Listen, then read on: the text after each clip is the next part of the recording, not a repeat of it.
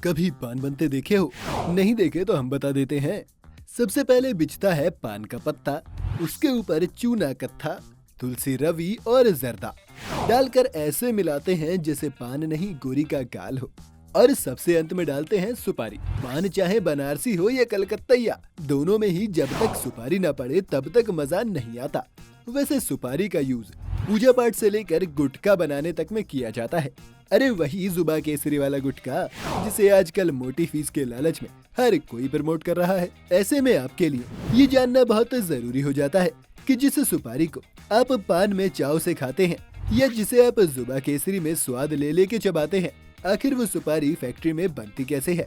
सुपारी बनने की शुरुआत दिसंबर से फरवरी के बीच तब होती है जब इन लंबे और पतले सुपारी के पेड़ पे हरे हरे फल आने शुरू हो जाते हैं। शुरुआत में ये फल दिखने में हूबहू कच्चे खजूर की तरह ही होते हैं, और अच्छे से ग्रो करने के बाद भी ये फल सुपारी की तरह नहीं दिखता, क्योंकि असली सुपारी इन हरे छिलकों के भीतर छिपी होती है। 5 से 6 महीने तक धूप लगने के बाद ये फल बड़े और पीले हो जाते हैं, जिसका मतलब ये हुआ है कि अब ये फल पक चुके हैं और तोड़े जाने के लिए एकदम तैयार है। लेकिन इन पतले और लंबे पेड़ पे न सिर्फ चढ़ना बल्कि सुपारी के फल को तोड़ना किसी एक्शन सीन से कम नहीं होता, जिसमें जान जाने का खतरा लगातार बना रहता है।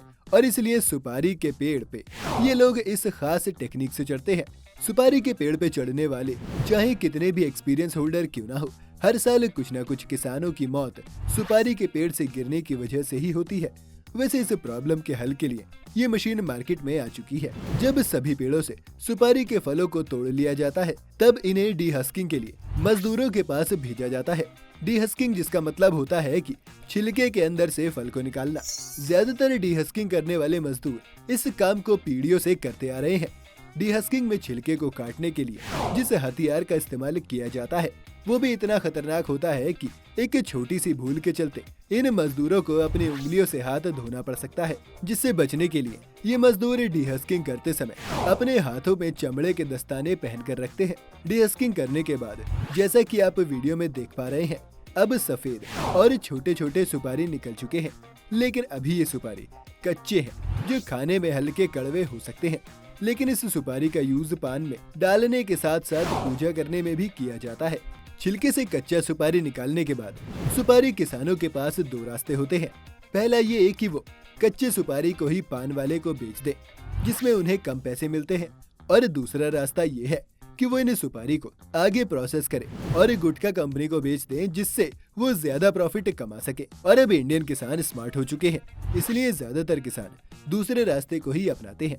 छिलके से सुपारी निकालने के साथ ही पहला रास्ता खत्म। अब बात करते हैं दूसरे रास्ते की, जिसके लिए किसान कच्चे सुपारी के कड़वेपन को दूर करने के लिए सुपारी को कत्थे के पानी में बहुत देर तक उबाला जाता है, जिससे कि सुपारी का रंग भी लाल हो जाने के साथ साथ सुपारी से कड़वापन भी दूर हो जाता है। कत्थे के पानी में उबलने के बाद सुपारी को कुछ घंटे के लिए खुली हवा में छोड़ दिया जाता है, जिसके बाद सुपारी के रंग को पक्का करने के लिए उन्हें लगभग 10 दिनों तक धूप में सुखाया जाता है। जिसके बाद किसान सुपारी को जुबा केसरी वालों को बेच देते हैं।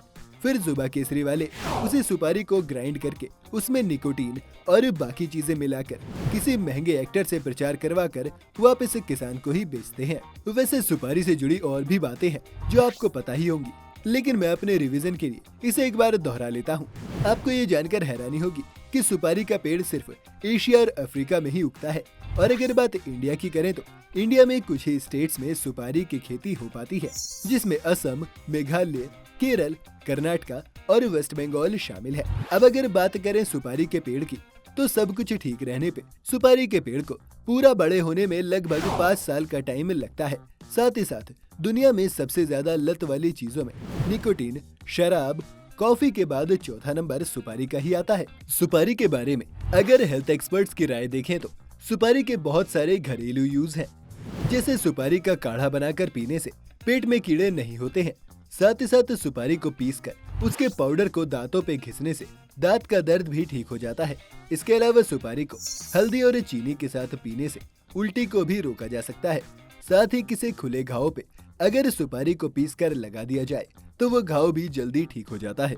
लेकिन ये सब फायदे तभी होंगे जब आप सुपारी को सिर्फ दवाई की तरह ले।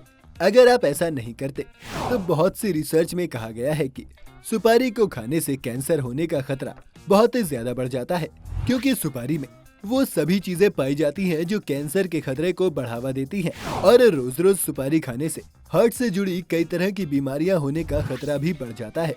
साथ ही सुपारी के चलते मोटापा भी बढ़ता चला जाता है।